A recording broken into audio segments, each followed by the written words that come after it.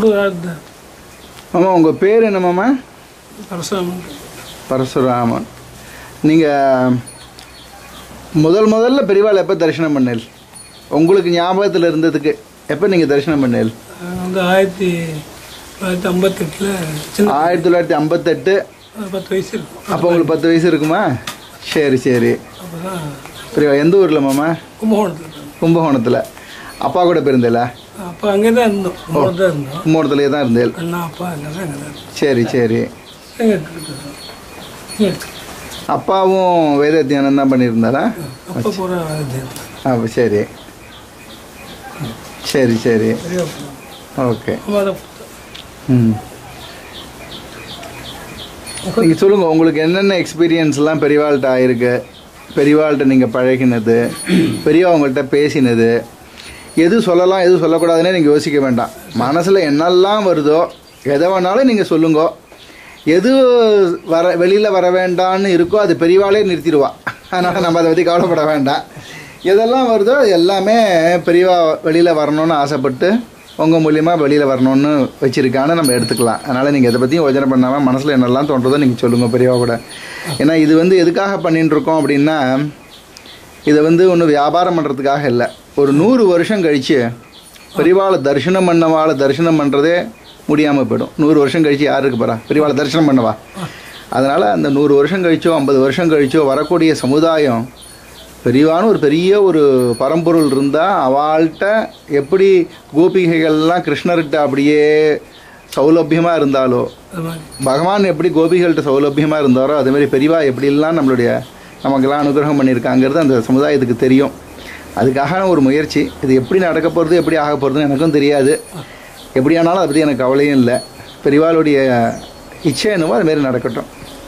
சொல்லுங்கள். ஏன்னா நீங்களாம் ரொம்ப பாக்கியம் பண்ணவா, பெரியவா கூட இருந்திருக்கேள். உங்கள் பரம்பரை அப்பாலாம் பெரியவா கூட இருந்திருக்கா, பெரியவா சொல்லி நிறையா விஷயங்கள் செஞ்சுருக்கா. சொல்லுங்க. அதாவது 1965 நினைக்கிறேன். 58 கும்பகோணத்துக்கு இருந்தோம். இந்த விஜயேந்திர சுவாமி மடம் இருக்குது. அங்கே தான் வாங்கணும். பிறந்ததுலாம் சாப்பாட்டுக்கு வழி கிடையாது. ரொம்ப கஷ்டம். அப்பா அம்மா அண்ணா ஒருத்தர், ராமகிருஷ்ணன் பேர், அப்புறம் ஜெயராமன் ஒருத்தர், அக்கா பேர் லக்ஷ்மி பாட்டி. பெரிய குடும்பம் எங்களுக்கு. எங்களை தொட்ரா வம்சம்னு சொல்லுவாங்க. எங்கள் பூர்வீகம் குஞ்சுமேடு கிராமம். எங்கே இருக்குது? சிதம்பரம் பக்கத்தில். சிதம்பரம் பக்கத்தில். சரி சரி. குஞ்சுமேடு கிராமம்னு பேர். அங்கே தான் அப்பாலாம் இருந்து எல்லாம் பண்ணேன். பெரியவாட்ட தொடர்பு எப்படி ஏற்பட்டது அப்படின்னா, அப்பா வேலை வாசித்தாலும் நாங்களும் அப்போ சின்ன பையங்க. அவங்க 6 வயசு 5 வயசு. எங்கள் அம்மாவுக்கு 13 வயசில் கல்யாணம் ஆகிடுது. 7 வயசு எங்கள் அம்மா ஆற்றுக்கு வந்துட்டா கல்யாணம் பண்ணிட்டு. அப்போது அக்னிஹோத்திரம் உண்டு. அப்பா அக்னிஹோத்ரி கும்பகோணத்தில் இருக்கும்போது 1958 அப்பா கும்பகோணத்தில் தான் இருந்தேன். அதுக்கு முன்னாடி பெரிய அனுபவம். அப்பாவோட பேர் மாமா? பத்மநாபாச்சான் பேர். பத்மநாபாச்சா. ஜெய பத்மநாபாச்சான் பேர். சரி. எங்கள் அப்பா கூட பிறந்தோம் அண்ணன் தம்பி 4 பேர். அவள்லாம் இங்கே சேலம் தான் இருக்கா, ஒவ்வொரு ஊரில். அப்பா படித்ததெல்லாம் குப்புசாமி கணபாடிகள் பேர். திருவானக்காவல் தான் படித்தான். அங்கேயே படிப்பானா. இந்த கம்பரசம்பேட்டில் ராஜகோபால் மாமான்னு இருக்கா, கம்பரசம்பேட்டை மாமா. அவரோட அப்பா சுப்புநேசன் பேர் அவர் காலத்தில். இங்கேருந்து நெல் அரைக்கிறதுக்கு கம்பரசம்பேட்டில் இறங்கி ஸ்ரீரங்கம் போகணும். 3 மூட்டை நெல் எடுத்துட்டு. அப்படி ஒரு பழக்கம். அங்கே தான் வாசித்தேன். குப்புசாமி கணபாடி தான் எங்கள் அப்பா வாசித்தது. தர்க்கம் எல்லாம் வாசித்தது. அப்போல்லாம் ரொம்ப கஷ்டம். அதான் என்ன பண்ணேன்னா, வேதெல்லாம் வாசித்து முடித்தா. அப்புறம் கல்யாணம் 13 வயசில் ஆகிடுது. சாப்பாட்டுக்கு கஷ்டம். அதனால் வைதிகம் தெரிஞ்சுட்டேன். நெரட்டூர் வாசுதேவாச்சான்னு பேர். அவர்கிட்ட தான் எங்கள் அப்பா வைதிகள்லாம் தெரிஞ்சுட்டேன். இப்படியே கொஞ்சம் காலம் போச்சான். அப்போ நாங்களும் பிறந்தோம் சொல்லுவோம். எங்களுக்கு ஞாபகம் இல்லை, நாங்கள் பார்த்ததில்லை. அப்போ என்ன ஆச்சா, ஒரு நாளைக்கு பெரியவா வசந்த நவராத்திரின்னு நினைக்கிறேன், திருவானக்கால் வந்திருந்தாங்க.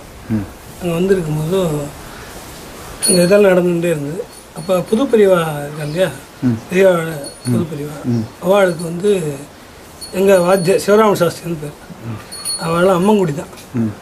அவள் பெரியவாளுக்கு பாடம் சொல்லியிருந்தா, கிரமம் சொல்லியிருந்தாங்க. பெரியவா புது பெரியவா எங்கள் வாத்தியார், எங்கள் வாழ வச்சு தெய்வம் தான் சிவராம சாஸ்திரி தான். அவர் இல்லைன்னா இன்றைக்கி நாங்கள்லாம் எப்படியோ போயிருப்போம். அவர்கிட்ட வந்து திருவானக்காவில் ஒவ்வொரு வீட்லேயும் இந்த இது இருக்கும், திண்ணை பாடம் சொல்லியிருப்பாங்க.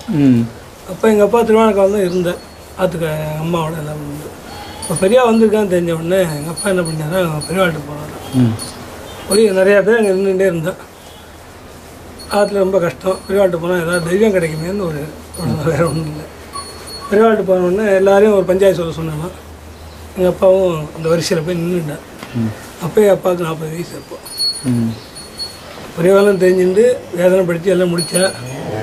வேதம்லாம் மறந்துட்டு இப்போ வைத்தியத்துக்கு போனாலும் வேதம் ஆவரிச்சு சொல்கிறதுக்கு நேரம் இல்லை, குடும்ப கஷ்டம். அதனால் பெரியவாள்கிட்ட போய் என்னொன்னே ஆளுக்கும் அவருக்கு சொன்னாலும் எங்கள் அப்பாவுக்கு சொல்ல தெரியல, எந்த வரைக்கும் கேட்டாலும் சொல்ல தெரியல. அப்போ பெரியவா வந்து சரி பரவாயில்ல மாத்வாளா, அப்போ பெரியவாளுக்கு பரீட்சை கம்மி, நீங்கள் மாத்வாளா? ஆமாம் பேர் பத்மநாபத்தர் அப்படின்னு. சரி யார்கிட்ட படித்தே அப்படின்னு கேட்டோம். குப்புசாமி கண்ணமாட்டு. அப்படியா, சம்பாரம் கொடுத்துருவோம் அப்படின்னு சொல்லி வேறு ஒன்றும் சொன்னேன். வாத்திய பேர் சொல்லி சம்பாரம் வாங்கிட்டேன். அப்போல்லாம் கை நிறையா கொடுப்பேன், ரூபாயெல்லாம் கிடையாது, கை நிறையா அப்படி அள்ளி கொடுத்துட்டான். அதை வாங்கிட்டு எங்கள் அப்பா வந்துட்டாங்க. வந்துன்றது வந்து அந்த அக்ரஹத்தில் வரும்போது அந்த சிவராமத்தில் பழம் சொல்லியிருந்தாங்க. அவர் வந்து எங்கள் அப்பாவை பார்த்தாங்க. எங்கள் அப்பாவும் அப்படியே ஆற்றுக்கு போயிட்டான், தலை குடிஞ்சிருந்தே ஆற்றுக்கு போயிட்டான். ஆற்றுக்கு போனப்பறம் மறுநாளை காலம்புற எங்கள் அப்பா திரும்ப காலம்புற என்ன ஒன்று வைத்தியத்தை 40 வருஷம் புரோகிதம் பண்ணியிருக்காங்க. அப்போ 40 வருஷம் வைத்தியம் பண்ணியிருக்கேன். காலம்புற வந்து வந்தாங்க. வரும்போது நேற்றுக்கு போனேன், பார்த்தேன், ஏதோ கஷ்டப்பட்டுன்னு போன மாதிரி இருந்தது, என்ன சமாச்சாரம் அப்படின்ட்டு எனக்கு சிவராமன் கேட்டாங்க.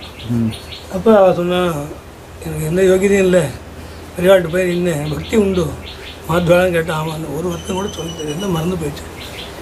வாத்தியார் பேர் சொல்லி சம்பாரம் வாங்கிட்டு வந்துட்டு அதை கொண்டு திருப்பி கொடுத்துடலாம் தான் போயிட்டு இருக்கேன் அப்படின்னு சொல்லிட்டு சொன்னாங்க.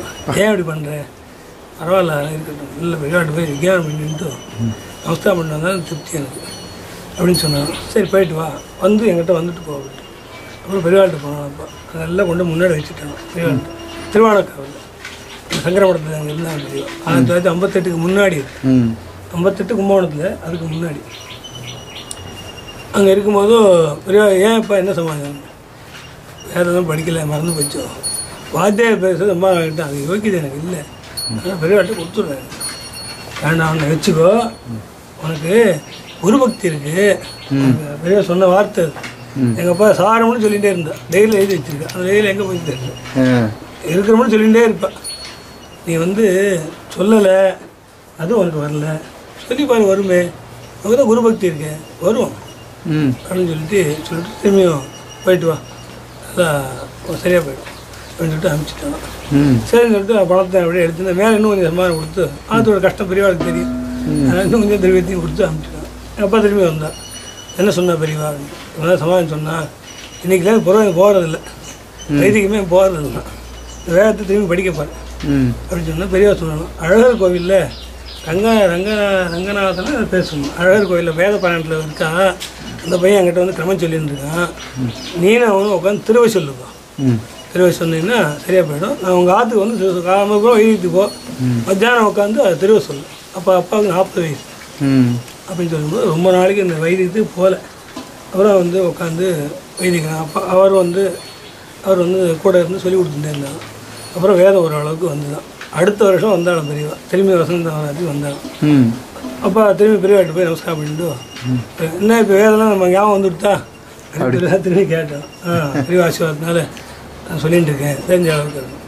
சரி உங்கள் மாத்வாளில் பகுமானம் ஒன்று இருக்குது, அது எனக்கு பண்ணி வைக்கிறியா அப்படின்னு கேட்டாங்க. இப்போ எல்லோரும் ஸ்மார்ட்டாக நிறைய பேர் உட்காந்தா மாத்வா எங்க பெரியவா கேட்ட அப்புறம் என்ன பண்ணுறதுன்னு தெரியல, ஒரு வாரம் நல்லா பண்ணி வைப்பேன் அப்படின்னு. அப்போ அது நல்லா வரும், அதனால் சரி பகவானம் பண்ணி சொல்லிட்டு அந்த இடத்துல பகவானம் பண்ணாங்க. அன்றைக்கி பகவானம் பண்ணி அந்த பிரசாதத்தை பெரியவா வந்து அபிஷேகம் பண்ணிட்டா அப்படின்னு எங்கள் அப்பா சொல்லி நாங்கள் கேட்டிருக்கோம். அதுக்கப்புறம் கொஞ்ச நாள் ஆச்சு. அப்புறம் கும்பகோணத்தில் போய் எங்கள் அக்னிஹோத்திரம் பசுபந்தெல்லாம் அப்பா பண்ணேன். அப்போ வந்து அக்னிஹோத்திரம் தாத்தாச்சாரியர் தான் எங்களை எடுத்து வச்சது. அக்னிஹோத்திரம் அதான் பண்ணேன். கும்பகோணத்தில் இருக்கும்போது அப்புறம் அண்ணாத்திருங்க அவெல்லாம் இருந்தா, நாங்கள் 3 பேர் 4 பேர் அண்ணன் தம்பி.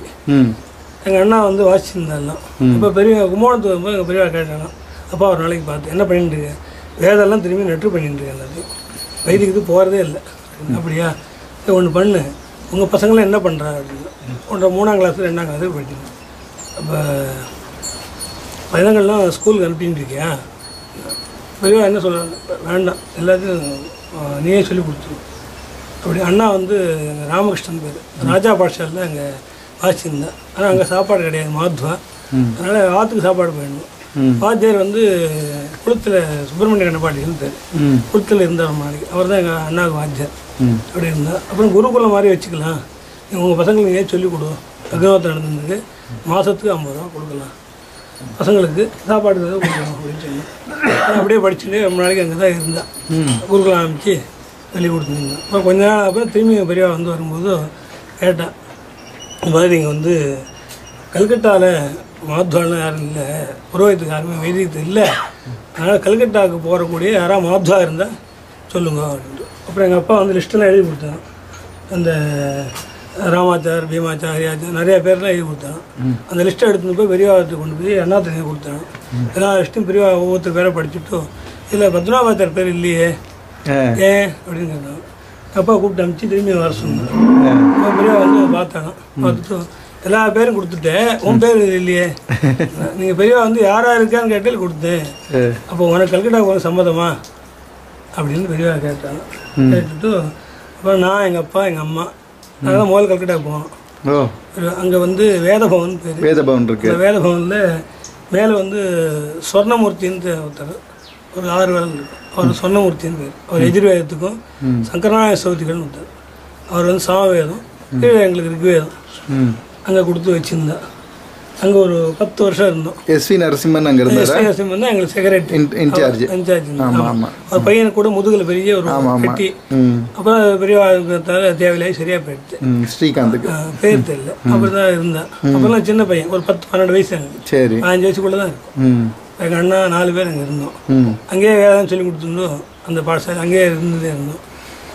எங்களுடைய ஏதோ ஒரு வராத காலம் எங்கள் அண்ணா வந்து பஸ் ஆக்சிடென்ட்ல இறந்து போயிட்டார். ஜெயராமன் சொல்லிட்டு பிரகலாதன் பேர்.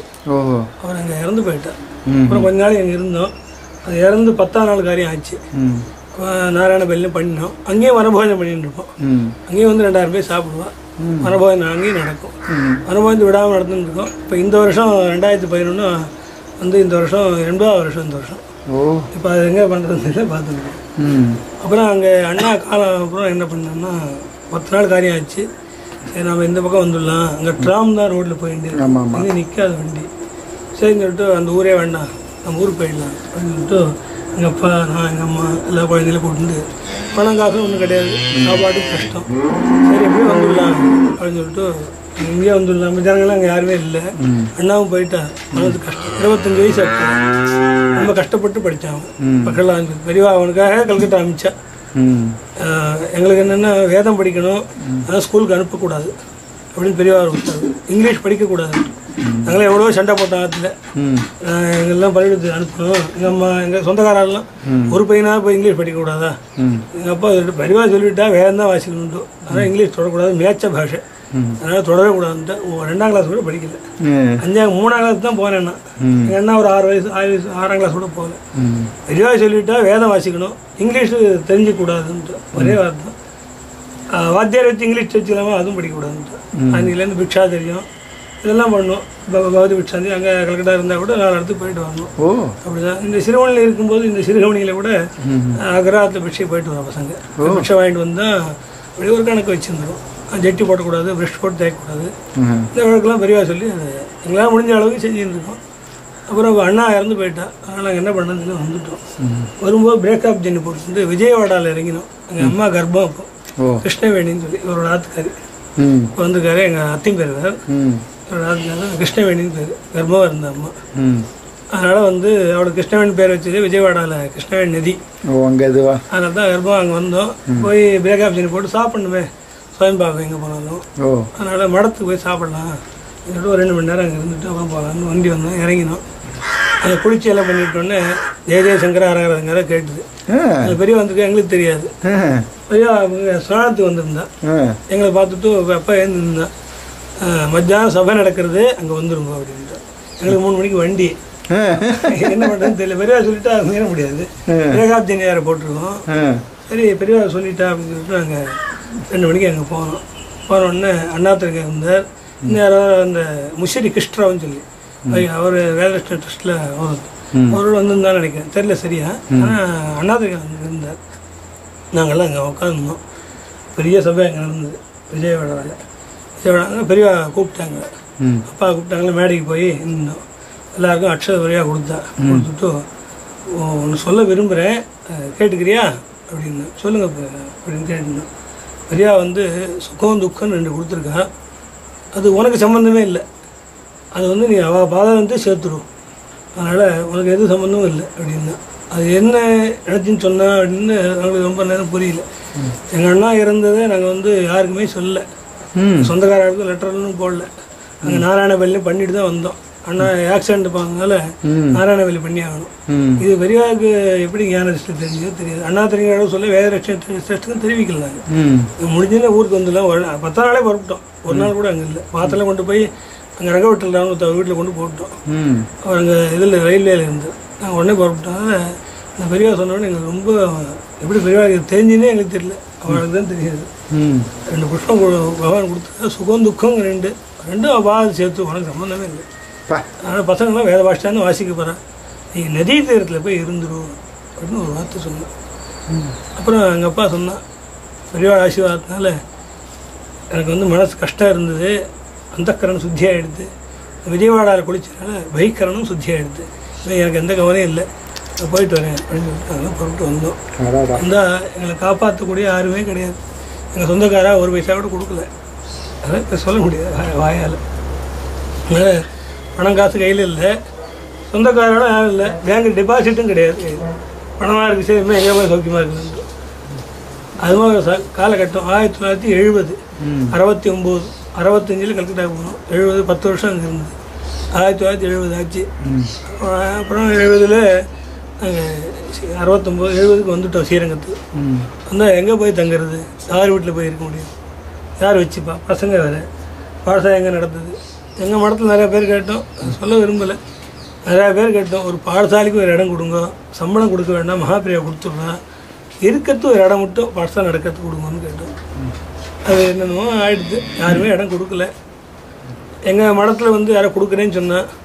அப்புறம் வந்து கொடுக்குறேன்னு சொல்லி ஸ்ரீரங்கத்து திரும்பி வந்தோம். அந்த ஸ்ரீரங்கத்தில் வந்து ஒரு இடம் இருக்குது, அங்கே 4 கால் மண்டபம், ராகவரா டாக்டர் பின்னாடி ஒரு மண்டபம், அது கொடுக்குறேன்னு சொல்லி சொன்னேன். அதுக்கு வந்து அப்புறம் வந்தோம். அங்கே வந்தால் அந்த மேனேஜர் வந்து உங்களுக்கு கொடுக்கூடாதுன்னு சொல்லிட்டா அப்படின்ட்டு. சரி என்னன்னு தெரியல. எங்கள் பெரியப்பா வீடு அங்கே இருக்குது, ஸ்ரீரங்கத்து ராகவேந்திரனோட பக்கம் விட்டு பெரியப்பா வீடு, எங்கள் அப்பாவோட அண்ணா. அவர் வீட்டில் ஒரு 6 மாதம் இருந்தோம். பாடசாலை எப்படி நடத்துறது ஒன்றும் தெரியல, அப்படியே கஷ்டப்பட்டு அப்படியே இருந்தோம். அந்த சமயத்தில் தான் வந்து இந்த சிறுகமணியில் வெங்கடேஸ்வரன் ஒருத்தர், சிறுகமணி எங்களுக்கு தெரியாது, எங்கே இருக்குன்னே தெரியாது. வெங்கடேஸ்வரன் ஒருத்தர் எங்களுக்கு வந்து இந்த கல்கட்டாவில் வந்து ரங்கவட்டிலாவோட தம்பி இங்கே இருந்தார், சஞ்சீவராவ்னு பேர். இந்த சிறுகமணி சுகர் கேனுக்கெல்லாம் அவர் வந்து லீடர். கரும்பு ஆராய்ச்சி பண்ணாலாம் பார்த்துக்கிற வேலை அவருக்கு. அவர் பெரிய வேலையில் இருந்தால் எங்கள் மாதுவாவை சஞ்சீவராவ் சொன்னார், சிறுகமணின்னு ஒரு இடம் இருக்குது, அங்கே நாங்கள் திருக்காம்பூர் போகலான்னு தான் இருந்தோம். திருக்காம்பூர் ஒரு மடம் இருக்குது, அங்கே மடத்தில் அப்படியே இருந்துட்டு இருக்கலாம் அப்படின்னு யோஜனை பண்ணிட்டு இருந்தேன். அந்த சமயத்து அவன் வந்தான், மாமா வந்து இவன் சமாதானம் சொன்னான், சிறுகமணின்னு ஒரு இடம் இருக்குது, அங்கே வெங்கடேஸ்வரன் இருக்கார், அவர் ஒன்று பார்க்கணும், அவர்கிட்ட எல்லா விஷயம் சொன்னேன். சிறுகமணிக்கு வேதம் வர்றதுல எனக்கு சந்தோஷம், வேதம் படிக்கிறவன் தான் எனக்கு சந்தோஷம். சிறுகமணி வேதமே இல்லை, அவள் வரட்டும் நான் பேசுகிறேன்னு சொன்னேன்.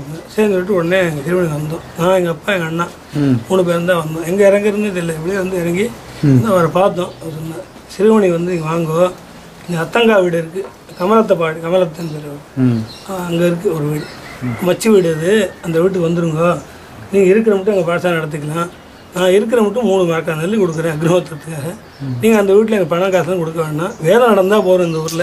இந்த ஊரில் மகாபிரிவா வந்து இந்த கோவில்லாம் திறந்து வச்சுருக்கா. இந்த பெருமாள் கோயில் ஒன்று இருக்குங்க மேற்கால அனந்தபத்மநாப, அது வந்து இந்த ஊரில் யாருக்குமே தெரியாமல் இருந்ததுதான். சுவாமி எங்கே இருக்குன்னு யாருக்கும் தெரியாது. ஒரு 200 வருஷத்துக்கு முன்னாடி, 100 வருஷத்துக்கு முன்னாடி நினைக்கிறேன், வருஷம் தெரியல. அப்போ பெரியவா வந்து தான் இந்த இடத்த இது பண்ணுங்க, அங்கே பெரிய சுவாமி இருக்குது அப்படின்னு சொல்லிட்டு அந்த சுவாமியை உத்தாரணம் பண்ணி அந்த கோவிலை திரும்பி சிறப்பித்து கட்டி, அந்த இங்கே பேர் இருக்குது சேத்துரவன் ஒருத்தருக்கு, அவர் அப்பா அவன் பிச்சையர்னு ஒருத்தர் இந்த சிறுகமணியில். அவள் இந்த ஊரில் மிராஸ் தான் வெங்கடேஸ்வர். எல்லாரையும் பார்த்து இந்த ஊரில் சுவாமி இப்படி இருக்கே நல்ல சுவாமியாச்சு அதை காப்பாற்றக்கூடாதா அப்படின்னு கேட்டாலாம். நாங்கள் எல்லாரும் செய்கிறோன்னு சொல்லி அவளே கல்லில் பொறுக்கி கொடுத்து எல்லாம் பண்ணி இந்த கோவிலை 200 வருஷத்துக்கு மேலே ஆச்சு. அந்த கோவில் பெரியவா வந்து இந்த கோவிலை உத்தாரணம் பண்ணாங்க. அப்படி ஒரு கோவில் இந்த அனந்தபுத்தா பேர். இந்த சிறுகமணி இல்லை, சிறுவோமணி விக்கியாதா அப்படின்னு சொல்லி இந்த ஊரில் சிறுவன்மணியில் வாசிச்சவெல்லாம் இங்கே இருக்காங்க. அதனால இது சிறுகமணி, வெறும் சிறுகமணி இல்லை, சிறுவமணி விக்கியாதா அப்படின்னு பெரியவாயான்னு சொன்னாங்க. இந்த ஊர் வந்திருக்கா பெரியவா. ஊரில் நாங்கள் எந்த ஊர் வரும்போது அப்போ வந்திருக்கா. வந்தாலும் அந்த இவா இருக்கா, யாரு சேத்துராமன் பேர், அவர் வீட்டில் தான் பெரியவா தங்குவானோம். ஒட்டகம் யானை எல்லாம் வந்திருக்கான். இந்த ஊர் பெரியவா தான் அங்கே தங்கி பிக்ஷெல்லாம் பண்ணியிருக்காங்க அந்த ஊரில். இந்த கடைசியில் ஒரு இடத்துல சோமையாகவே நடந்திருக்கான். அந்த தொண்டியில் தொண்டி நடந்திருக்குன்னு சொல்கிறேன் இந்த ஊரில் இருக்கிறவங்க. அப்படி நாங்கள் இந்த ஊருக்கு வந்தோம். அவளாக இந்த ஊருக்கு வந்தோம். அங்கே 3 வருஷம் அங்கே இருந்தோம். 3 வருஷம் இருந்தோடனே பெரியவா இந்த ஆசீர்வாதத்தினால எங்களுக்கு அப்போ வந்து எங்கள் அண்ணா சம்மீத பரீட்சை முதல்ல கொடுத்தான். முதல் சம்மீத பரீட்சை அப்போல்லாம் பரீட்சை கொடுக்கும்போது 2000 ரூபா தான் சம்பாவனை. அந்த சம்பாவனை கொடுத்தா அதை 2000 ரூபா வாங்கிட்டு வந்தோம்.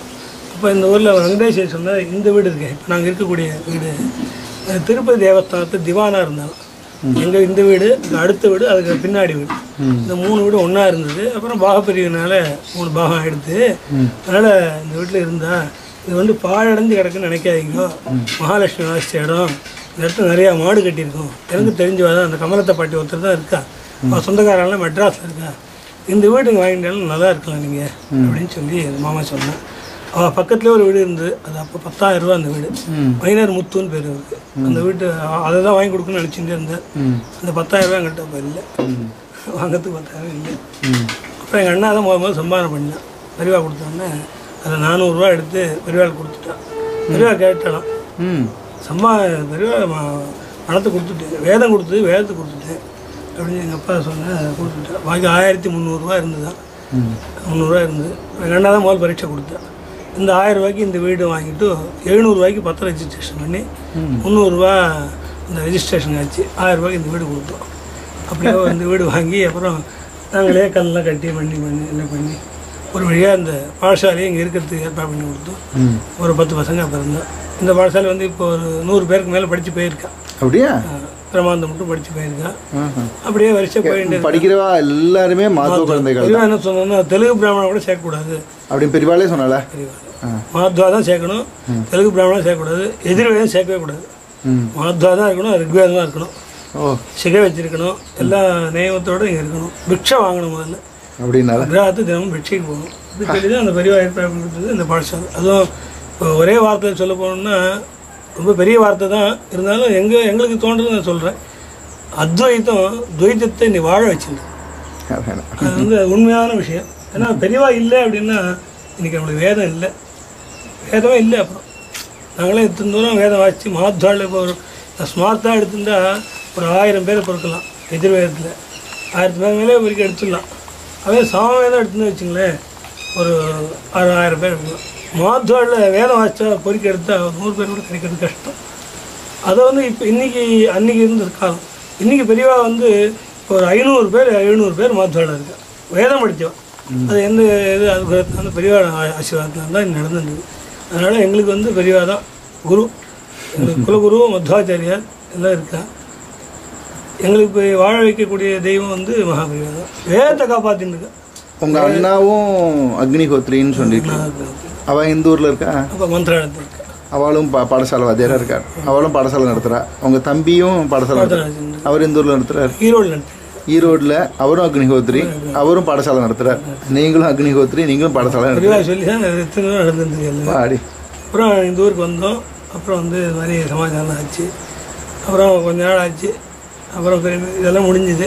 பெரிய விஷயத்தை சொல்லணும் போகும்போது எங்களுக்கு வந்து சோமயாகம் நடந்தது. ஸ்ரீரங்கத்தில் நல்லா ஆச்சு. ஹரியாச்சாரம் பீமாச்சாரம் வந்து பண்ணி கொடுத்தா அதெல்லாம் நடந்தது. அப்புறம் வாஜபேயாகம் பண்ணணும். வாஜபேயாகம் முடிச்சுட்டு அதில் வாஜபேயம் நல்லா நடந்து 13 நாள் காரியக்கிரமம். அதில் வந்து இவர் தான் வந்தார், ரகுநாதசூத்தியில் வந்தார். அப்புறம் முசிறி தீட்சிதர் அவரில் வந்து இந்த யாகத்தை நல்லா நடத்தி கொடுத்தார். யாகெல்லாம் முடிச்சுட்டு நாங்கள் போகிறோம். அது பெரியவா வந்து மகாகான்னு ஒரு இடம். மகாகானில் இருந்தால் ஒரு இடத்துல உட்காந்துருக்கா, ஒரு சின்ன ரூம் மாதிரி உட்காந்துருக்கா. அப்போ நான் அங்கே போகல, எங்கள் அண்ணா எல்லாம் போயிருந்தேன். அப்பாவும் போயிருந்தேன். அப்பா அம்மா எல்லாம் போயிருந்தேன். அப்போ போகும்போது அங்கே சாண்டோ மகாராஜான்னு ஒரு ராஜா, தஞ்சாவூர் மைசூர் சாந்தூர் ராஜா அங்கே வந்துருந்தாங்க. 3 நாள் ஆனாலும் பெரியவா பார்க்கல. அவர் யார? ராஜாவு ராஜாவை பார்க்கலையா. அப்படியே இருந்து 3 நாளாக அவரே பார்க்க முடியாது, பார்க்கணும் உட்காந்துருந்தேன். நாங்கள் அங்கே போனோம், அப்பா அம்மாலாம் போன அப்புறம் பெரியவா சொன்னா ஒருத்தர் சொல்லி அனுப்பிச்சு, இது மாதிரி சமாச்சாரம் வெள்ளம் வந்திருக்கா, நீங்கள் வெள்ளம் இந்த ஊரை விட்டு வெளியில் அனுப்பிச்சிருவோம். அப்புறம் என்ன பண்ணுறது எனக்கு தெரியல. அப்பாவெல்லாம் எல்லாரையும் யாகம் பண்ணி வந்திருக்கோம், வாஜ்பாய் வந்து பெரியவாளை தரிசனம் பண்ணணும் வந்திருக்கோம்னு சொன்ன உடனே கால் கேட்டுட்டாலாம், கேட்டு இந்த ஊரை விட்டு அனுப்பிச்சிருவோம் அப்படின்றாங்க. ஊரை விட்டு எனக்கு ஒன்றும் புரியல. அப்புறம் அங்கே போய் உட்காந்துட்டாங்க. மத்தியானம் 1 மணி இருக்கும். அப்போ அந்த ராஜா அங்கே அவர் கூட வந்த அந்த பரிவாரங்கள்லாம் வந்து கூட வந்து மேளம் தாளம் எல்லாத்தையும் கூட்டின்னு வந்து அங்கே அப்படியே திரும்பி கூட்டின்னு வந்தாங்க அங்கேருந்து. அப்புறம் அப்பாவுக்கு அவர் ஒரு கொடை கொண்டு வந்தார் பெரியவா, அந்த பெரியவாளுக்கு கொடுக்கறதுக்காக இந்த சத்திரம் ஒன்று கொண்டு வந்தேன். கொடை கொண்டு உடனே பெரியவா வந்து இதை பிடிச்சுன்னு வர சொல்லியிருக்காங்க, அவங்களை கூட்டின்னு வர சொல்லிட்டு அவளும் சொல்லி பெரியவாள்கிட்ட போய் இந்த கொடையை கொடுத்து எங்கள் அப்பாவுக்கு பிடிக்க சொல்லி ராஜா பிடிக்க சொல்லி கூட்டின்னு வந்தாங்க. பத்மநாபா உன்னை இப்படி தான் பார்க்கணும்னு விரும்பினேன், அதனால் ஒரு மாத்வா யாகம் பண்ணுறது ரொம்ப கஷ்டம், ஸோ வாஜ்பாய் யாகம் பண்ணுறது ரொம்ப சிரமம், அதனால் நிறைய பேர் பண்ணிட்டா, அதனால் மாத்வா பண்ணது கிடையாது, அதனால் உன்னை இப்படி தான் பார்க்கணும்னு நான் நினச்சேன், ராஜா மரியாதையோட அப்படின்னு சொல்லி அதை கொடுத்தாங்க. அப்புறம் கொடையை கீழே வச்சோம், நீங்கள் தான் எடுத்துன்னு போனோம், அதை உங்களுக்கு தான் சேர்ந்தது அப்படின்னு சொல்லிட்டு பெரிய அந்த கொடையை கொடுத்துட்டோம். அப்புறம் நாங்கள் வந்து இங்கே நசரத்பேட்டைன்னு பூந்தமல்லி, அங்கே நம்மளால் வாசிச்சிருந்தோம். சிவராம சாஸ்திரி தான் வந்து எங்கள் அப்பா உத்தாரம் பண்ணிது. எங்கள் அப்பா சொன்னால் நான் என்னால் முடிஞ்சது சம்பியெல்லாம் முடிச்சுட்டேன், பாக்கியெல்லாம் என்னால் முடிக்க முடியல, அதனால் என் பையன் உங்கள்கிட்ட அனுப்புகிறேன், நீங்கள் காப்பாற்றணும்னு சொன்னேன். அப்போ பெரியவா இது சிவராம சாஸ்திரி வந்து அங்கே இருந்தார். சிவராம சாஸ்திரியில் அப்புறம் வந்து சுப்பிரமணிய சாஸ்திரி எதிர்வேத்துக்கு சங்கராச்சாரியெல்லாம் கல்கட்டாலே வந்துட்டார். அங்கே இருந்தார். அப்புறம் பேட்டை பாடசாலையில் நசரத்பேட்டை பூந்தமல்லி அங்கே போய் நாங்கள்லாம் கிரமாந்தம் முடித்தோம். எல்லாம் முடிச்சிருக்கும்போது எனக்கு உடம்பு வந்துட்டாங்க. அப்போ எனக்கு இந்த ரெமோட்டிக் பால் எனக்கு கால் வந்து முடக்கி விட்டோம், மூக்கில் ரத்தமாக கொட்டும் எனக்கு. அங்கே இருக்கும்போதே இப்படிலாம் ரொம்ப நாள் அப்படியே கஷ்டப்பட்டுட்டே இருந்தேன். அப்போ என்ன ஆச்சுன்னா பெரியவாள்கிட்ட விஜயானம் பண்ணிட்டோம். எங்கள் அப்பா போய் கேட்டால் அப்போ ரொம்ப ஹார்ட் ரொம்ப இதாகிடுது, வலி நல்லா இருந்தேன். உடம்புக்குலாம் ஒன்று சின்ன வயசுலாம் ஒன்றும் கிடையாது, நல்லா தான் இருந்தேன். அப்போ வந்து பேட்டில் படிக்கும்போது மூக்கில் ரத்தமாக கொட்டும், இந்த கால் மடக்கி நிறுத்தும், 2 கை மடக்கி நிறுத்தும். 3 மாதம் ஆனாலும் நீட்ட முடியல. இந்த நிலைமை வந்த அப்புறம் என்ன பண்ணுறதுன்னு தெரில. அப்புறம் பெரியவாள்கிட்ட போய் விஜயானம் பண்ணிட்டு வரலாம் அப்படின்ட்டு எங்களுக்கு வந்து ஆஸ்பத்திரி அட்மிட் பண்ணிட்டேன். அந்த டாக்டர் பேர் வந்து சாலமன் விக்டர்னு பேர். சாலமன் விக்டர் அது இப்போ தான் அப்போ கேட்கும்போது வரல. அங்கே கொண்டு போய் ஹாஸ்பிட்டல் அட்மிட் பண்ணிட்டேன். அப்புறம் நாளைக்கு ஆப்ரேஷன் பண்ணிடணும், தடியும் பழைக்க மாட்டான் அப்படின்னு டாக்டரே சொல்லிட்டேன், இந்த சாலமன் விக்டரே சொல்லிட்டேன். அப்போ எனக்கும் என்ன பண்ணுன்னு தெரியல. சரி உயிரோட ஆற்று கூட்டு வந்துடலாம்னா அதுக்கு ஒரு பையன் தான் கல்கட்டால் இப்படி ஆகிட்டான், இவரும் இப்படி ஆகிட்டா என்ன பண்ணுறது, ஜீவத்தோடு வீட்டுக்காக கொண்டு வந்துடலாம் அப்படின்னு யோசனை பண்ணி எவ்வளோ பண்ணினான். அப்புறம் ஹாஸ்பிட்டல் சேர்த்துட்டேன். எந்த ஹாஸ்பிட்டலில்? ஒரு கவர்மெண்ட் ஆஸ்பத்திரி, அங்கே இருக்கக்கூடிய கவர்மெண்ட் ஆஸ்பத்திரி. சரி. அங்கே வந்து சாலமன் விக்டர் தான் பார்த்தாரு என்ன, பார்த்துட்டு உடம்புல என்ன செக் பண்ணிவிட்டு நாளைக்கு ஆப்ரேஷன் பண்ணிடணும், அதுக்கு முன்னாடி ட்ரீட்மெண்ட் பண்ணிவிட்டு 2 நாள் ஆப்ரேஷன் பண்ணணும், நீங்கள் கைத்து போடணும். நான் கைத்து போட மாட்டேன், போய் பெரியவாளை கேட்டு வரேன். பெரியவா கேட்டு வந்து பிரசாதம் வாங்கிட்டு வந்து நான் அவங்களுக்கு வந்து சொல்கிறேன் அப்படின்னு அப்பா சொல்லிட்டேன். டாக்டர்கிட்ட சொல்லிட்டேன். சரி எங்கள் அப்பா பெரிய மடத்துக்கு போயிட்டேன். பெரியவாட்ட பேசி எல்லாம் பண்ணினேன். பெரியவா என்ன சொன்னால், பெரியவா சொன்னான் அவனுக்கு ஆப்ரேஷன் வேண்டாம், அவன் மேற்கொண்டு வாசிக்கட்டும், உங்கள் இதில் மாத்வாளில் வாயு ஸ்துதின்னு ஒன்று இருக்குது. ஆமாம் எங்களை வாயு ஸ்துதின்னு ஒன்று இருக்குது, ஆச்சாரிய பண்ணது. மத்வ பரமாவும் அதே சமயத்தில் இந்த பகவானுடைய பரமாவும் 2 அர்த்தத்துடைய இருக்குது. அந்த வாயுஸ்துதி சொல்லி தினமும் ஹோமம் பண்ண சொல்லுங்க. முஞ்சாமித்தான்னு ஒரு சூக்தம் இருக்குது, அந்த ஜபத்தை பண்ணட்டும், தினமும் பண்ணட்டும், ஆயுசு மட்டும் பண்ணட்டும், ஆப்ரேஷன் பண்ண வேண்டாம் அப்படின்னு பெரியவா சொல்லிட்டா. என்ன பண்ணுறதுன்னு தெரியல. நேரம் எங்கள் அப்பா ஆஸ்பத்திரி வந்தேன், டாக்டர் பார்த்தேன், இன்றைக்கே டிஸ்சார்ஜ் பண்ணிவிடுங்க அப்படின்னாரு. அப்படியே சொல்லிட்டேன் டாக்டர். அவர் டாக்டர் பார்த்து சொல்லிட்டேன். இப்போ டாக்டர் கேட்டேன், நான் டாக்டர் சொல்கிறேன் அவங்க ஆப்ரேஷன் பண்ணிட்டு, நீங்கள் பெரியவா சொல்ல வேண்டாம்னு சொல்லலை, எப்படி காப்பாற்றுறது? அப்புறம் பெரியவா வார்த்தை இருக்குது போதும், அதை காப்பாற்றும் வேண்டாம் அப்படின்ட்டா. உடனே அங்கேருந்து சரி அப்புறம் உங்களுடைய நம்பிக்கை காப்பாற்றட்டும் அப்படின்னு சொல்லி அனுப்பிச்சுட்டேன். நாங்கள் எங்கள் அப்பா கூட்டிட்டு பெரியவாட்ட போய் தரிசனம் பண்ணிவிட்டு, இவங்க படித்தது போதும், சிறுவனிக்கு கூட்டின்னு போயிடுங்க, போயிட்டு அங்கே இருக்கட்டும் அப்படின்னு. நாங்கள் பேட்டை இருக்கும்போதே 3 வருஷம் அங்கே 4 வருஷம் இருந்தேன். பெரியவா சொல்லி தான் நான் வந்து முஞ்சாமித்வா ஜப்பமும் மணி சுத்தமும் தினம் இது வாயு சுத்தியும் ஹோம் பண்ணிகிட்டே இருந்தேன். ரொம்ப நாள் பண்ணிகிட்டே இருந்தேன். அப்புறம் பெரியவா இங்கே சிறுமணி வர சொல்லிட்டேன், நீங்கள் ஆற்றுல இருந்துட்டோம், படித்தது போகிறோம் வேண்டாம் அப்படின்ட்டு சேர்ந்துட்டு அங்கே அப்பா அப்புறம் கூப்பிட்டு வந்துட்டோம். இதெல்லாம் முடிஞ்சுது. அப்புறம் ஒரு முடிஞ்சு 20 வருஷம் 10 வருஷம் ஆகிடுது. பெரியவா சொல்லி அப்புறம் 10 வருஷம் நல்லா இருந்தேன். ஒன்றுமே இல்லை உடம்புக்கு. இந்த திருச்சியில் நாராயண டாக்டர்னு ஒருத்தர், அவர்கிட்ட தான் போய் காமிச்சு எல்லாம் பண்ணி டாக்டர் மருந்தெல்லாம் கொடுத்தோம், எல்லாம் பண்ணேன். அப்புறம் திரும்பி உடம்புக்கு ஒரு 10-15 வருஷம் கழிச்சு கொஞ்சம் சிரமம் ஏற்பட்டது. அவர் இன்றைக்கே நாராயண டாக்டர் தான் என்னை பார்த்து காப்பாற்றிருந்தார், மருந்தில் கொடுத்து அதெல்லாம் முடிஞ்சுது. அப்புறம் இப்போ வந்து அப்பா காலம் ஆகிட்டேன். அந்த பாடசாலை என்னுடைய நிர்வாகத்தில் வந்தது. என்னுடைய வாழ்க்கை முறையிலே நான் என்னால் முடிஞ்ச அளவுக்கு எங்கேயும் போகிறதில்ல, உட்காந்து பாட சொல்கிறது, அக்னிஹோத்திரம் பண்ணுறது, இதே பண்ணிட்டே இருந்தேன். அப்புறம் பெரியவாட்டு சொல்லிட்டு இங்கேயே இருந்தே நடந்தே இருந்தது. அப்புறம் தான் திரும்பி உடம்புக்கு ஒரு தடவை வந்தது. என்ன பண்ணுறதுன்னு தெரியல. அப்போ ஆற்றுல வந்து பணம் ஜாஸ்தி இல்லை, 35,000 ரூபா என்கிட்ட இருந்தது. நம்ம ஆற்றுல வீடெல்லாம் விற்றா கூட ஒரு 10,000-15,000 தேரும். அப்போ திரும்பி என்ன பண்ணுறதுன்னு தெரியல. அப்புறம் அந்த பெங்களூர் போயிருந்தேன். அங்கே யாரோ டாக்டர் இருந்தேன், சேஷகிரியே என்ன பேர் அந்த டாக்டருக்கு. ஃபஸ்ட்டு நீங்கள் வாங்க, நான் உங்களுக்கு எல்லாம் ஆப்ரேஷன் பண்ணி கொடுக்குறேன், கஷ்டப்பட வேண்டாம், பெங்களூர் கூப்பிட்டு வந்தது நான் எல்லாம் பண்ணுறேன் அப்படின்னா. சரி இருந்தால் பெரிய ஆள் கேட்கணுமே அப்படின்னு சொல்லிட்டு நாங்கள் அதுக்கு முன்னாடி எல்லாம் பார்த்து வச்சுக்கணும் அப்படின்னு சொல்லிட்டு விஜயா ஹாஸ்பிட்டலுக்கு போனோம். 1 லட்ச ரூபா கட்டினாலும் அட்மிஷன் சொல்லிட்டான். அங்கேயே என்ன பண்ணணும்னு தெரியல. அப்புறம் எல்லா இடத்துக்கும் போய் பார்த்தோம், அப்புறம் ஒன்றும் தெரில.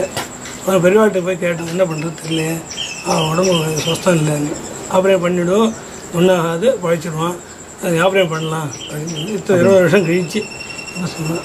அப்புறம் அப்போ பெரியவா காஞ்சிபுரத்தில் இருந்தா? காஞ்சிபுரத்தில் இருந்தேன். சரி. அங்கே அண்ணா போய் கேட்டு வந்தேன். நான் போக முடியல, நான் அட்மிட் பண்ணி அங்கே இருந்தேன். இதே பரிస్థితి வந்து திரும்பி அப்புறம் அங்கே இந்த ஹரிகதா கேஸுக்கு ஒருத்தர், அவருடைய பையன் வந்து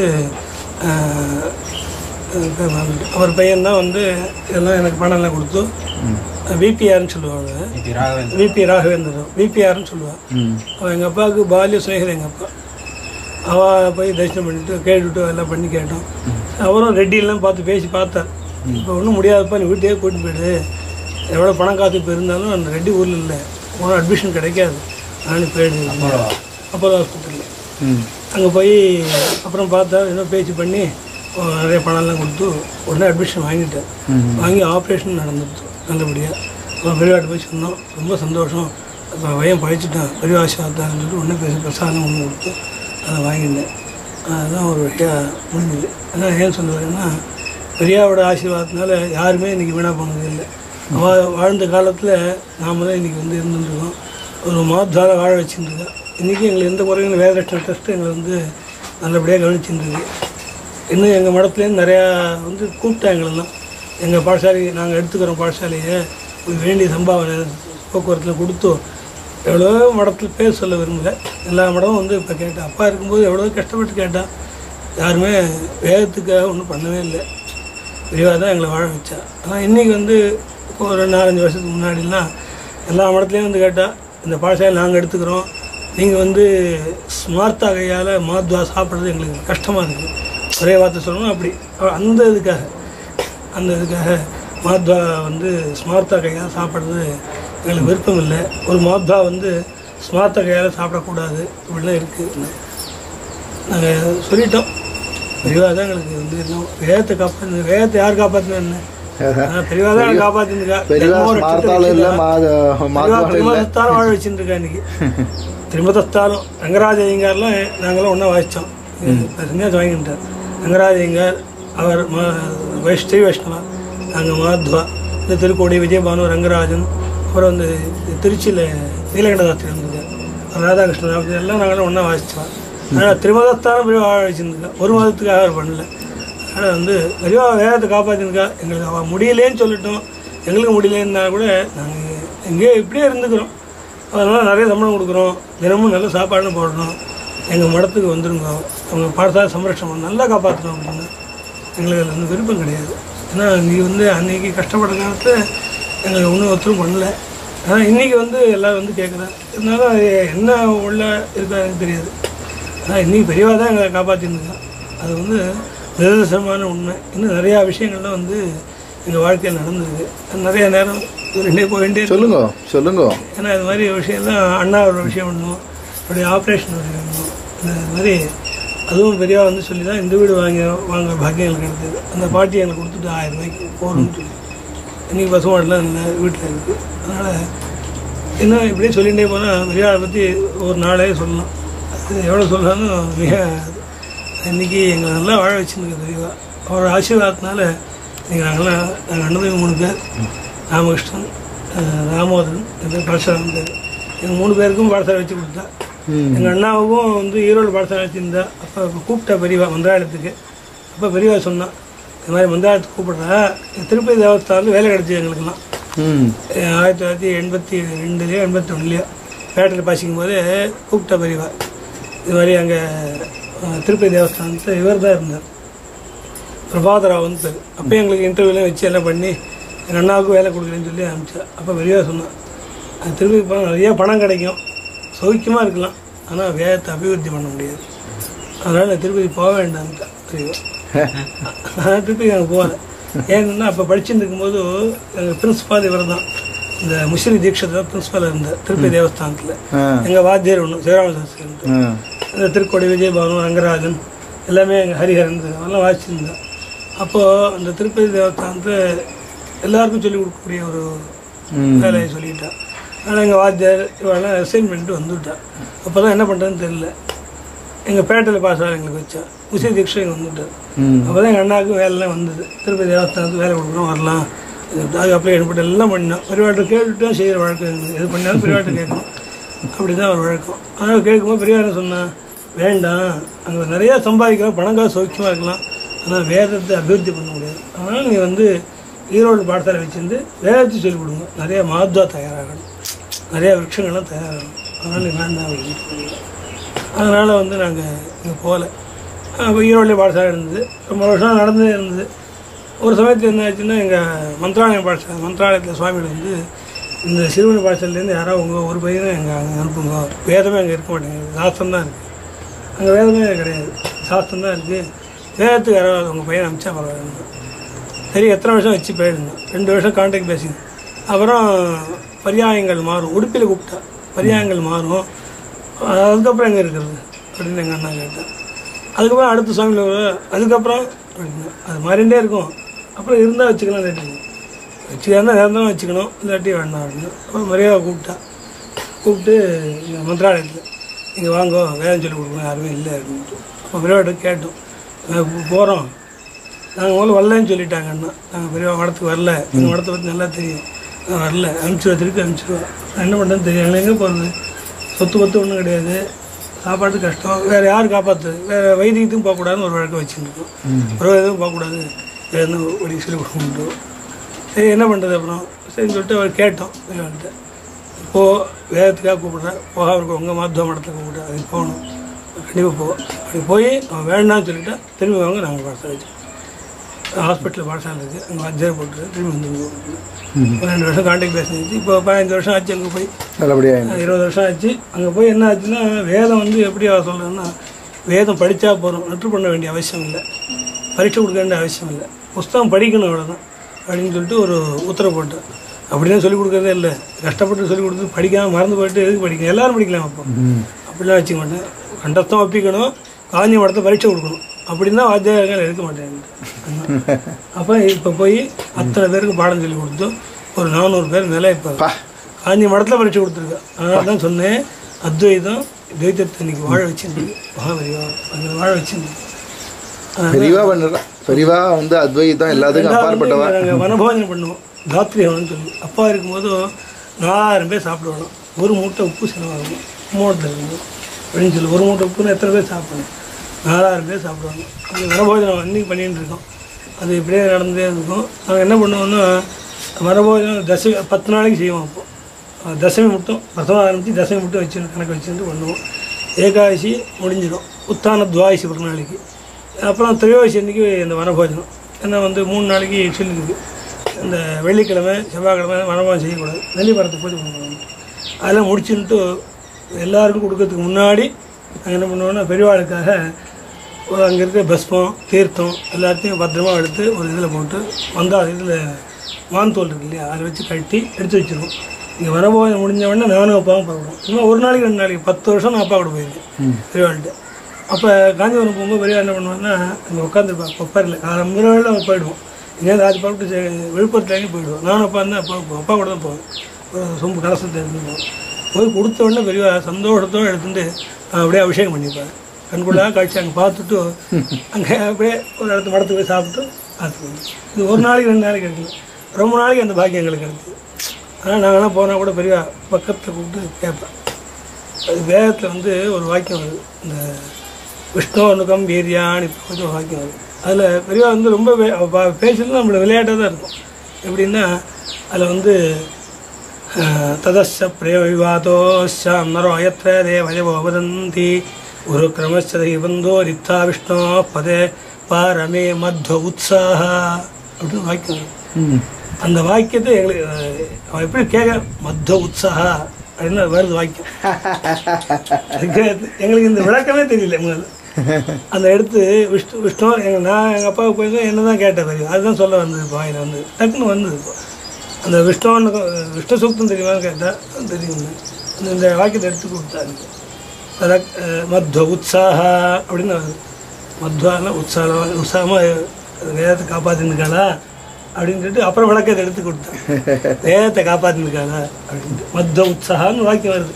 அந்த வாக்கியத்தை எடுத்து இது எங்கே நடந்ததுன்னா எங்கள் சிறுகமணி எங்கள் பசங்கள்கிட்ட அப்பா வாசிக்கும் போது 5 பேர் முதல்ல வாசித்தேன். நாராயணன், சத்யநாராயணன் பேர், அப்புறம் இந்த இவெல்லாம் பேர், கோபாலகிருஷ்ணன் பேர், ரமேஷன் பேர், அப்புறம் வந்து சீனிவாசன் பேர். அப்போல்லாம் வந்து சின்ன பையன், 7 வயசு பையன். அவன் இங்கே ஷடங்கெல்லாம் எங்கள் அண்ணாட்ட வாசித்தேன். ஷடங்கெல்லாம் முடித்து எல்லாம் பண்ணேன். அப்போ பெரிய அங்கே போகும்போது ஷடங்கவர்னு அவனுக்கு இது கொடுத்தேன். கொடுத்துட்டு எங்கள் அப்பா அப்போ இறந்து போயிட்டான். இது முடிஞ்சப்போ எங்கள் அப்பா இறந்து போயிட்டான். அந்த பையன் தான் அங்கே போயிருந்தான் பரீட்சை கொடுக்குறதுக்கு. அந்த காஞ்சிபுரத்து அந்த கிணத்து பக்கத்தில் உட்காந்த பெரிய. அப்போ கேட்டேன், எங்கள் அண்ணா போய் என்னுடைய பொண்ணுக்கு கல்யாணம் பண்ணி நினச்சிருக்கேன், அந்த பையனுக்கு தான் கொடுக்கலான்ட்டு கன்னியாதானமே பண்ணிட்டோம். என்னோடய வித்தியார்த்திக்கு, அப்பாவோட வித்தியார்த்திக்கு எங்கள் அண்ணா பொண்ணு 13 வயசு, 12 வயசு கூட ஆள் அவளுக்கு 8 வயசு தான் ஆச்சு. இப்போ கொடுத்தோம். பெரியவாட்ட போய் சொன்னோம், விஜயானம் பண்ணிட்டோம், இந்த மாதிரி கல்யாணம் பண்ணிட்டோம். வேஷம் பண்ணிடலாமே, கன்னியாதானமா உங்கள் பரம்பரை யாராவது பண்ணியிருக்காளா? எங்கள் அம்மா ஒருத்தர் தான் கன்னியாதானம் வந்திருக்கா. எங்கள் அம்மா 13 வயசுக்கு வந்துட்டேன். அடுத்த கன்னியாதானம் ஆரம்பிக்கும். அப்போ ரொம்ப புண்ணியம் ஆச்சு, இந்த பலன்லாம் அப்பா போய் சேரும், அதனால் சீக்கிரம் பண்ணிவிடும் அப்படின்னு சொல்லிட்டு சொன்னோம். சரியா உத்தரவு பண்ணிவிட்டா உடனே பண்ணிவிடுறோம். அவன் அம்மாட்டையும் கேட்டோம், பையன் படிச்சுட்டுருக்கானே, வயசுக்கே வரல பையன், என்ன பண்ணுறது ஒன்றும் தெரியாது, வேண்டாம் கல்யாணம் பண்ணிடலாம், அப்புறம் வந்து என்ன பண்ணால் பண்ணிக்கலாம் சொல்லிட்டு அங்கேயே பேசியிருந்தோம். பெரிய உடனே என்ன பண்ணேன், யாரோ ஒருத்தர் சமயத்தில் வந்தாருங்க.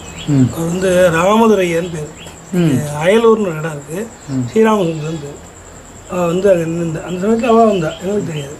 அவள் கூப்பிட்டா, பெரியவா நீ வந்து ரொம்ப புண்ணியம் பண்ணிட்டு இருக்க, நீ வந்து ஒரு கன்னியாதானத்தை ஏற்றுன்று அப்படின்னால அப்படின்னு சொல்லிட்டு பெரியவா உத்தரவு பண்ணிடுறான். அப்படி இவளை கல்யாணம் பண்ணி வச்சிடும். உடனே முகூர்த்தம் குடித்தா நாங்கள் நினச்சி கூட பார்க்க முடியாது.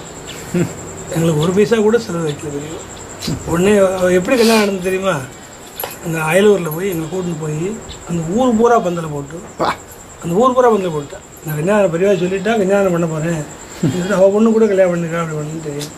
அயலூர் ராமதுரை வந்து எங்களுக்கெல்லாம் வண்டி வச்சு இங்கேருந்து கூப்பிட்டு எங்களை பண்ண முடியாது. எங்கள் மாத்வாழை இத்தனை இது சொல்லணுங்க, மாத்வாழை சமையல் நீங்களே கொண்டு வந்துருவோன்ட்டு, ஸ்மார்த்தா சமையல் வேண்டாம், மாத்வா சமையலே பண்ணிவிடுவோம்னு சொல்லிட்டு மாத்வாளுக்காக நிறைய சாப்பாடில் போட்டு பண்ணி அந்த ஊர் பூரா அந்த சமுத்திரத்தில் ஆரம்பித்து கரையிலேருந்து அந்த காட்டுப்புத்தூர் மட்டும் போட்டேன், லைட்லாம் போட்டு எல்லாம் பண்ணிவிட்டு பண்ணிட்டேன். ஊர் கல்யாணமாச்சு. ஆமாம், ஊரே கல்யாணம். எல்லாருக்கும் பொண்ணெல்லாம் அவரே தூக்கினுட்டாங்க. அந்த ஃபோட்டோலாம் இருக்குது, அதில் பண்ணேன். அதுக்குள்ளே இந்த லௌகிகள்லாம் இருக்குது, போலீஸ் சமாச்சாரம், அவள்லாம் கூட வந்தா, எல்லோரையும் விரட்டிட்டாங்க. எல்லாம் எங்கள் பெரிய வயசில் கல்யாணம் பண்ணியிருந்தோம், நீங்களும் போயிடுங்க. அந்த ஊருக்கு செல்வாக்கு உண்டு, பண்ணக்கூடாதுன்னு ஒன்று இருக்கு இல்லையா, அதனால் ரொம்ப நாளைக்கு அந்த ஃபோட்டோலாம் லாக்கல் தான் வச்சுருந்தோம். அப்புறம் அந்த பையன் மேலே படித்தான். இப்போ திருப்பி தேவஸ்தானம் கூட அவனுக்கும் வந்துருக்கு. இதில் தான் இருக்கா, சீனிவாசன் பேர், கோயம்புத்தூர் தான் அங்கே இருக்கேன். அப்போ கல்யாணம் பண்ணோம். ஒரு 10 வருஷம் கழிச்சு தான் வந்து நாங்கள் முகூர்த்தமே பண்ணோம். காந்தி முகூர்த்தம் நான் பண்ணோம். அவளுக்கு பொண்ணு பிள்ளைலாம் இருக்குது. இப்போ ஏன் சொல்லுவாங்கன்னா, பெரியவா வந்து யார் யாருக்கு எப்படி ஏன்னா பூஜா விதிக்கிரமான், யார் யாருக்கு எப்படி எப்படியோ அப்படிலாம் பண்ண ஆரம்பிச்சுட்டு பெரியவா. ஆனால் அந்த அனுகிரகம் வந்து எல்லாருக்கும் கிடைக்கிறது கஷ்டம். இன்னொரு சமயம் பார்க்கும்போது நாங்கள் பரீட்சை நடந்துடுத்து, பரீட்சை சம்மானம் கொடுத்துட்டுருக்கோம். ஒரு 2 பேர் எங்கள் பெரியவா பண்ண உட்காந்து காலம்பு 5 மணி அந்த சுருக்கம் போடுறது அவன் மண்டி போட்டு பெரியவா பண்ண உட்காந்து எல்லாருக்கும் பிரசாதம் கொடுத்தா எல்லாம் பண்ணி அனுப்பிச்சுட்டா. பாலு தான் அங்கே இருந்தார் பக்கத்தில், நாங்களாம் அங்கே இருந்தோம். அப்போ ஒருத்தன் வந்து போகவே மாட்டேன்ட்டான். பெரிய ஆசிரமம் பண்ணால் தான் போகவே என்னடா கொடுக்குறது, எது கொடுத்தாலும் வாங்க மாட்டாங்க, போக மாட்டாங்க, புரிய வீட்டில் வாங்க மாட்டேன்.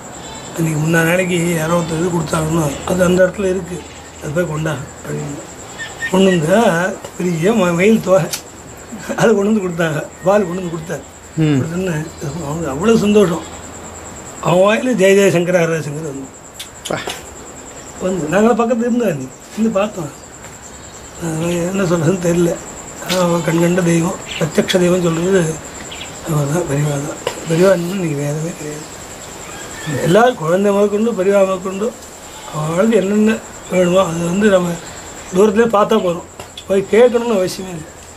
அவள் கிருபா கடாட்சம் ஒன்று இருந்துட்டுன்னு வச்சுக்கோங்க. எந்த ஜீவராசியாலும் சரி, எந்த மனுஷனாக இருந்தாலும் சரி, அவளுக்கு ஒரு நிச்சயத்தான் உடனே அனுகிரகம் தான். கலியுக தெய்வம் தான் அவர் தான். சொல்ல தெரியல. இப்போ வந்து எங்கள் நல்லா வச்சுருக்கேன். ஒரு மாதவன் நல்லா இருக்கும். அங்கே அவரால் இந்த வேத பாசம் நடந்துட்டு ரொம்ப சந்தோஷமாக இருக்கும். குகைக்குள்ளே தான் இருக்கணும். நம்மளுக்கு முன்னாடி இருந்தவாலும் கஷ்டப்பட்டு பழைய சாதி சாப்பிட்டுட்டு என்ன குருவில் சேவை பண்ணி இப்படிலாம் படிச்சிருக்கா. எங்களுக்கு முன்னாடி இருந்தால் நாங்கள் அவ்வளோ பண்ணேன், அப்பாவுக்கு தான் சேவை பண்ணேன், வேறு எதுவும் பண்ணல. ஆனால் அவள்லாம் கஷ்டப்பட்டது காட்டிலும் இப்போ இருக்கக்கூடிய வித்தியார்த்திகள்லாம் எந்த கஷ்டமும் இல்லை. ஆனால் படிப்பு இன்னும் குறைஞ்சுட்டே போகுது, வர வர குறைஞ்சுட்டே போகுது. ஆனால் லௌகிக திருஷ்டி ஜாஸ்தியாக. நாங்கள் டிவி பார்த்ததில்லை, ரேடியோ கேட்டால் எங்கள் அப்பா விட மாட்டோம். எங்கேயோ எந்த சுகத்தையும் நாங்கள் அனுப்பிச்சது கிடையாது. படிக்கணும், சாப்பிடணும், பூஜை பண்ணணும், இது இப்படியே எங்களை வந்துட்டோம். எங்கள் அண்ணன் இப்போ தான் டிவி எல்லாம் வந்துவிட்டு. இப்போதான் ஒன்றுமே எங்களுக்கு கிடையாது. நாங்கள் வீட்டு வாங்கும்போது கூட ஒரு டிவி வாங்கும், ரேடியோட கேட்கக்கூடாது. இந்த மாப்பிள்ளை சொல்லணும் வார்த்தை, கல்யாணம் ஆன புதுசு என்ன வந்தால் ராத்துக்கு ஒரு நியூஸ் கேட்கணும். என்ன பண்ணுறது, சின்ன ரேடியோ ஒன்று வாங்கி வந்து என்ன கேட்குறேன் இப்போது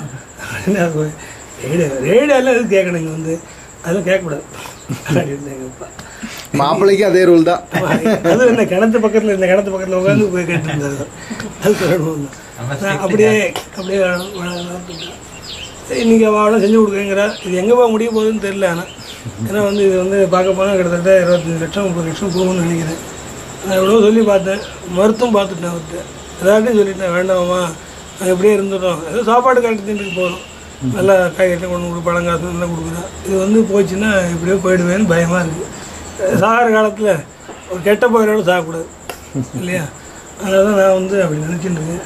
நான் என்ன பண்ணிட்டோம், எனக்கு வீட்டு போயிட்டு தெரியலாம். பெரியவா சங்கல்பம்லாம் போடுது நம்ம கையில் இல்லையே. என்ன பண்ண வேணாம் வேணாம்னு சொல்லியாச்சு. பெரியவா தான் அவரோட சங்கல்பம் போடுறது சொன்னான்னு சொல்லி செஞ்சுட்டு அப்பா பிச்சை வாங்கிட்டு வரும்னு சொல்லுவாங்க அக்ரஹாரத்தில் சொன்னார்.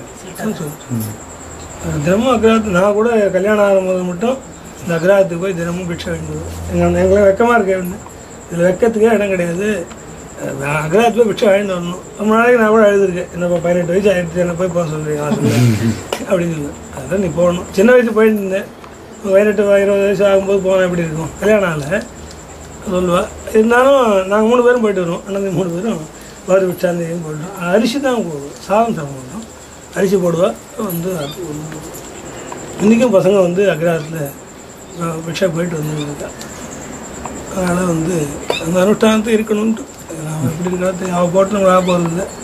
இருந்தாலும் நம்ம பிக்ஷாச்சரியம் ஏன்னா சமித்பாணி ஸ்ரோத்ரியம் பிரம்மனிஷ்டம் அப்படின்னு வாங்கி, சமித்பாணி ஸ்ரோத்ரியம் பிரம்மனிஷ்டம். ஒரு அத்தியானம் பண்ணணும் அப்படின்னா தன்னடக்கம், 2வது சிகை வச்சுக்கணும், கோபியத்தோடு இருக்கணும், பிக்ஷம் புல நடக்கத்தோடு இருக்கணும், இப்படின்னு நிறையா விஷயம் சொல்கிறான். எவ்வளோ முடியலையோ முடியாத விட்டுலாம். நம்ம குகையில் போய் இருக்க முடியாது, காட்டில் போய் இருக்க முடியாது, இருக்கிற முட்டியும் நம்ம முடிஞ்சாலும் ஒரு சமித்தா கையில் வச்சுக்கலாமே அப்படின்னு சொல்லிட்டு தான் அந்த வழக்கத்தை விடக்கூடாதுன்னு சொல்லிட்டு இந்த பாஷையில் நாங்கள் வந்து இன்றைக்கும் என்ன கௌரவம் வந்தாலும் சரி, பணக்கார வீட்டு பையன் வந்தாலும் சரி, ஏழை வீட்டு பையன் வந்தாலும் சரி, அக்ரஹாரத்து போய் பிக்ஷை வாங்கிட்டு வந்தே ஆகணும்.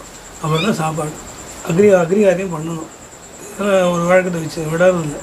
இல்லாட்டி அப்புறம் சாப்பிட்டோம், அது முடிச்சிடணும். ஒரு இடத்துல வச்சுருந்தது அது நடந்துட்டு நீ அக்னிஹோத்தம் நாங்கள் 3 பேரும் பண்ணிட்டு இருக்கோம். விளையாட்டு போய் கேட்டோம், அக்னிஹோத்தம் பண்ண சொன்னோம். ஒரு ஆசியம் பண்ணப்போ அக்னிஹோத்தம் ஆரம்பித்தோம். மகாபரிவாரில் தான் அங்குரம் வாங்கிட்டோம். இப்போ அக்னிஹோத்தம் 3 பேர் பண்ணிட்டு இருக்கோம். ஆச்சு இப்போ கூடிய சீக்கிரத்தில் சுவாமியாகம் பண்ணணும்னு சொல்லி யோசனை பண்ணியிருக்கா. அது வந்து போகணும். இதுக்கு போகிறேன், இந்த நாளைக்கு இது கொடுக்க போகிறேன்.